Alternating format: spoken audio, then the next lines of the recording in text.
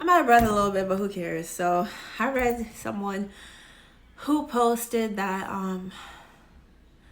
there's a difference between evil and wicked, and God doesn't do evil. God doesn't do wickedness, but he does evil.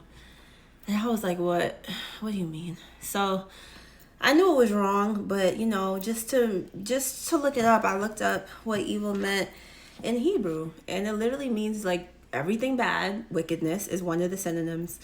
So it's like where do people come up with this stuff? And it's like, instead of them allowing the Holy Spirit to interpret the Bible for them, they make these things up to try to understand the Bible, because if some people don't do it, then they're going to read it with contradictions, which you're not supposed to, right? Because the Bible does not contradict itself. If you find that, then that means that you're not interpreting it correctly.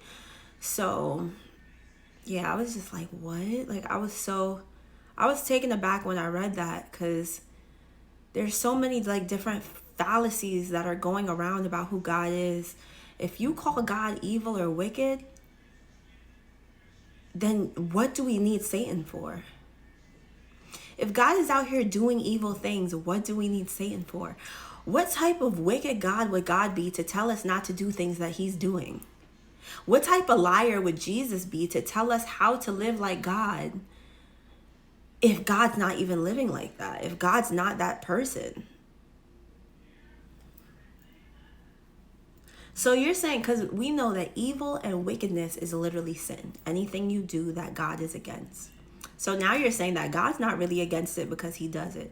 I don't know why Satan tries to use Christians to lie on God, but it's mad. I know why he does it actually, but it's honestly annoying.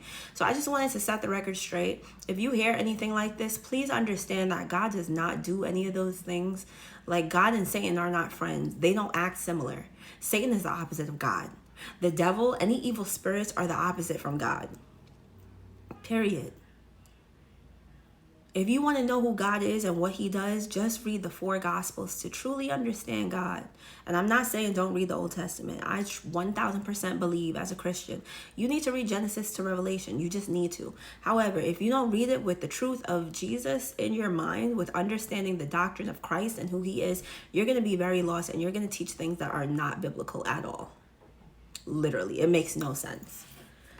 We know what evil and wickedness is. They are literally hand in hand. They're besties. They're literally synonyms for one another. So to say that God isn't wicked, but he's evil, or he's not evil, but he's wicked, or he does evil things.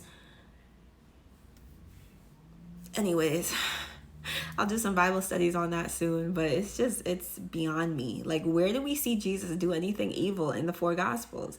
Where do we see him do anything evil? We don't even see Jesus unalive anyone. We do see Jesus save some people from getting unalive, though.